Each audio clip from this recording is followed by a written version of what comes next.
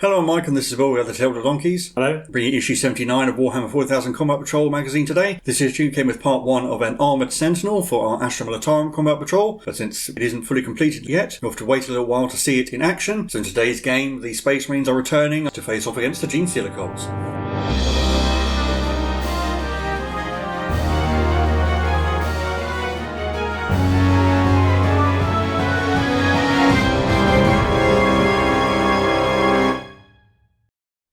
So, looking through the issue, first up is the build guide for the Armoured Sentinel. So we've started off with the legs. You have to be a little bit careful to put some parts together in the correct order, otherwise it won't go together properly. And the legs are actually interchangeable, so if you get another one, you can always do them differently. And once you've built the legs and the waist, you can build the cockpit. This is the Armoured Sentinel, so you will end up totally enclosing the cockpit. So the kit will come with parts for a pilot, but you don't need to worry about any of them. And then the engine block and various details around the cockpit like steps and the antennae, and then building the weapon, which is a plasma cannon. The weapon should just slot in, so you don't need to glue it. You can leave it so you can interchange the weapons if you want more versatility. And then there are other details like fuel tanks and ammo packs and stuff you can glue all around it, and it has a searchlight as well. It does also come with the parts for a chainsaw. Again, you can not glue the searchlight in, so you can swap them out.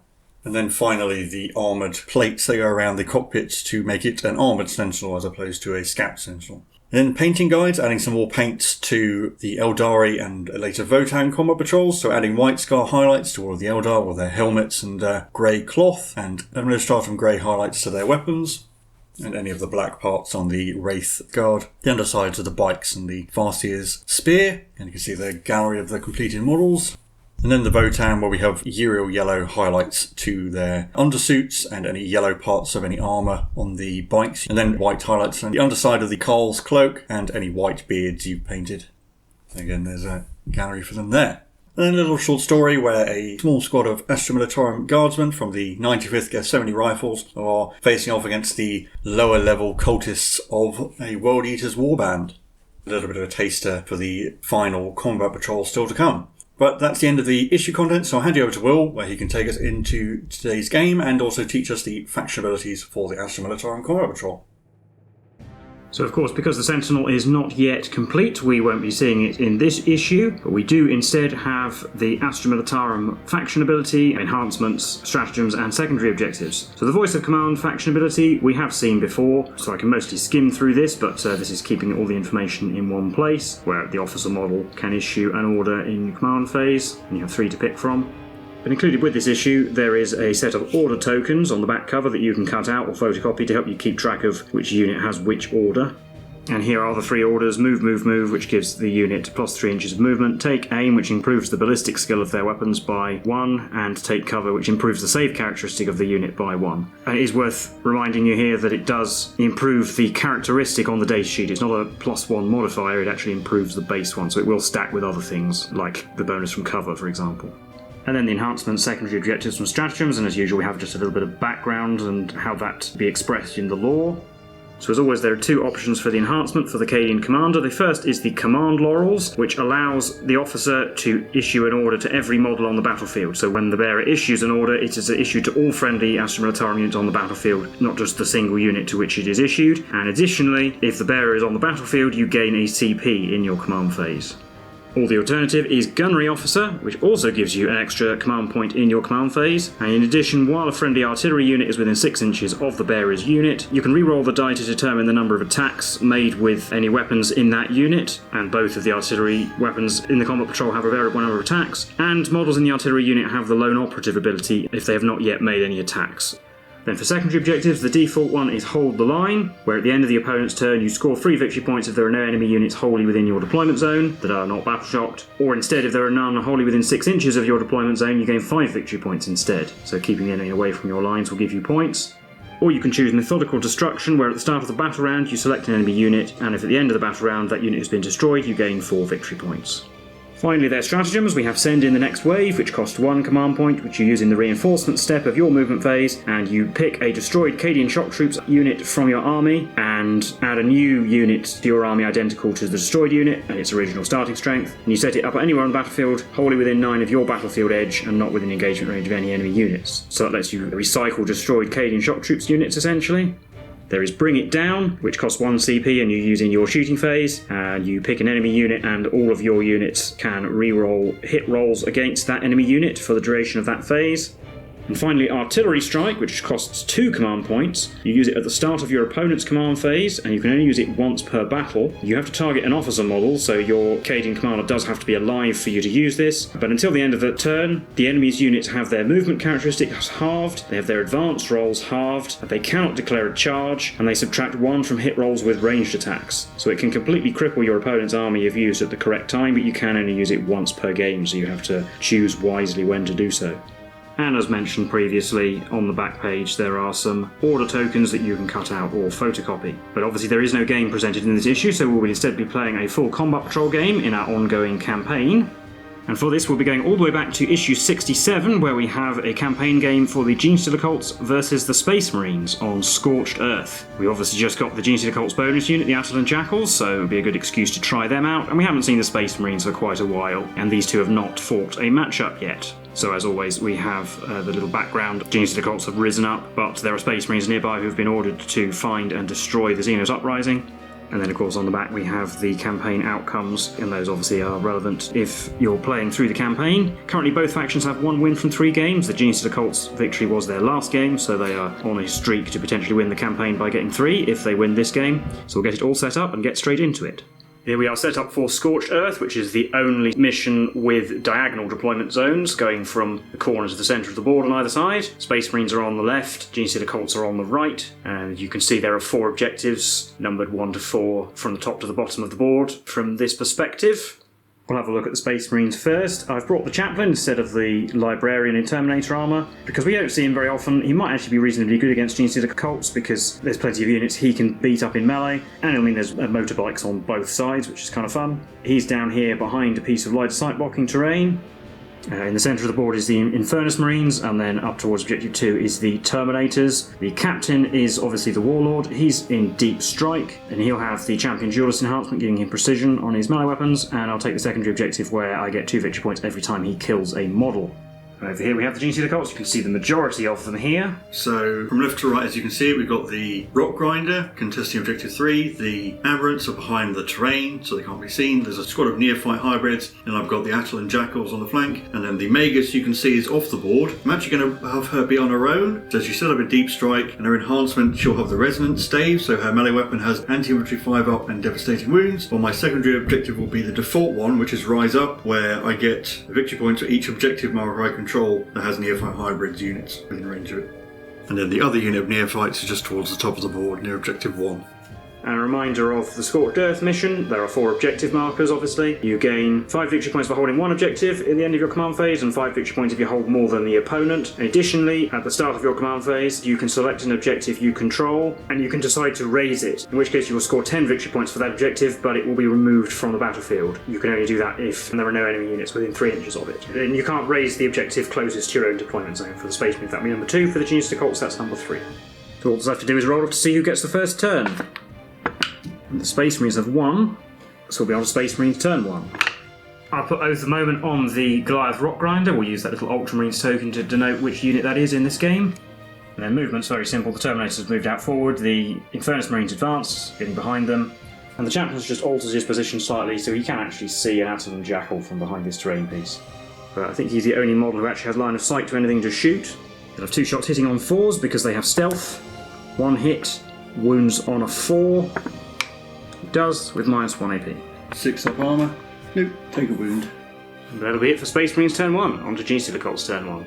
So near the bottom of the board, the Attilan Jackals have moved out. The quad bike with the mining laser can just about see a Terminator from where it ended up. Those neophytes advance so they can get onto Objective 3, although Daisy chaining back a bit to try and block off the corner from the Captain. And the other neophytes moved out just to contest Objective 1. Aberrants moved to block off that corner from Deep Strike. And the Rock Grinder's moved out to contest Objective 4, and it's in range of the Infernus Marines with its Incinerator. And I'll start shooting with the Rock Grinder. It will fire its heavy stubber and interior Incinerator into the Infernus Marines. But I will use CP for Gene Wrought Resilience, so that attacks with higher strength than their toughness will be -1 to wound, which will affect the Incinerator. 2d6 shots on the interior Incinerator. 4 hits, wounding on 4s, 2 wounds, -1. 4+ saves, made 1 failed 1, so we take a wound. 6 shots from the stubber on 4s.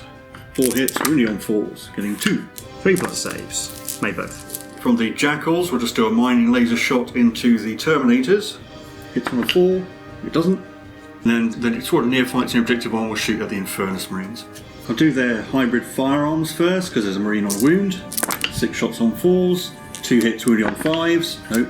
Heavy stubber again, 6 shots on 4s, 2 hits, wounding on 4s, 1 wound. 3+. Oh, failed, so we do lose an Infernus Marine. 4 shots from the seismic cannon on 5s, getting 1. Wounds on a 4, because they still have Gene Warp Resilience. It does, -1.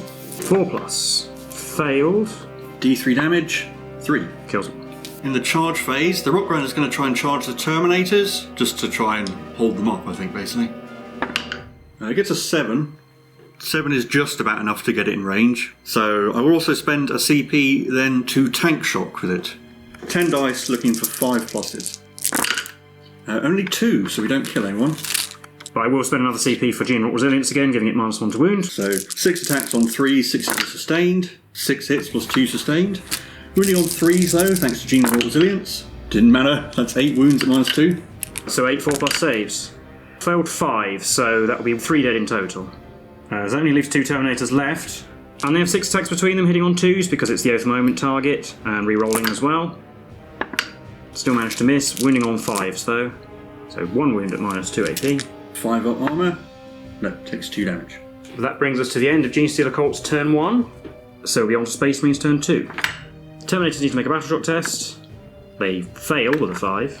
The Terminators will stay in melee, the Chaplains are going to move around behind the Rock Grinder.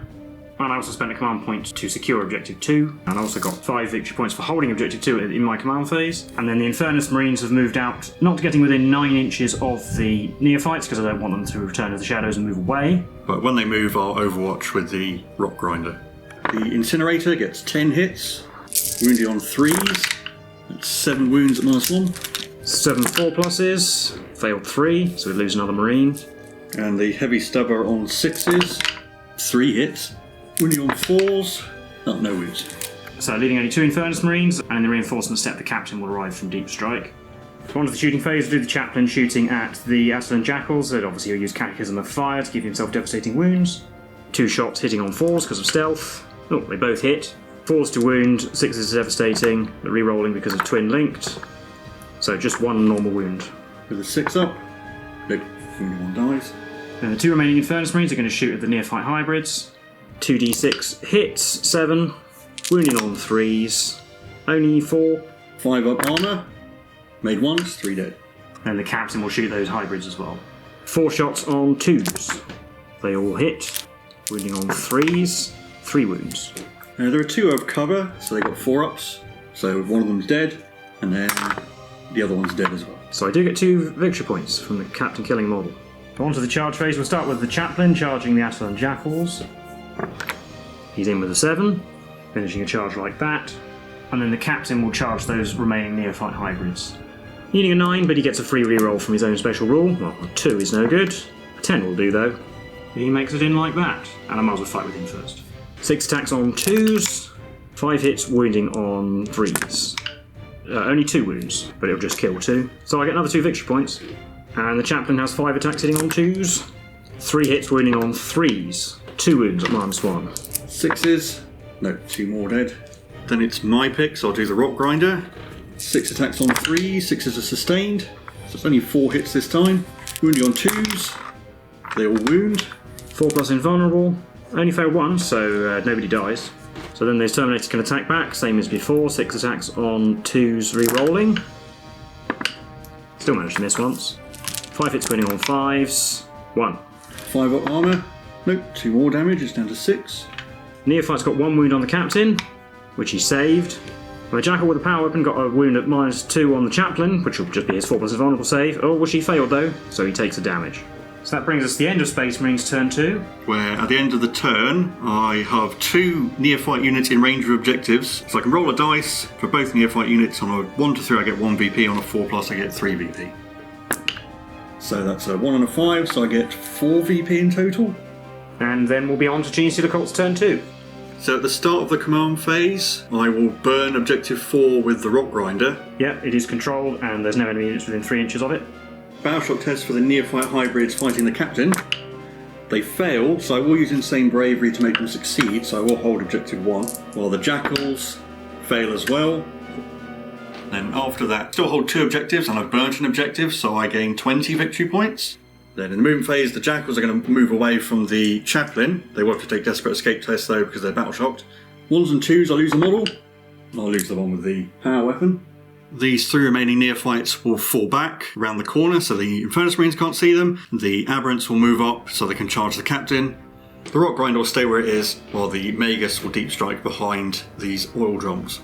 Rock Grinder's going to start shooting. It's going to fire into the Infernus Marines. We won't throw a demo charge. So the Incinerator, 8 hits, wounding on 3s.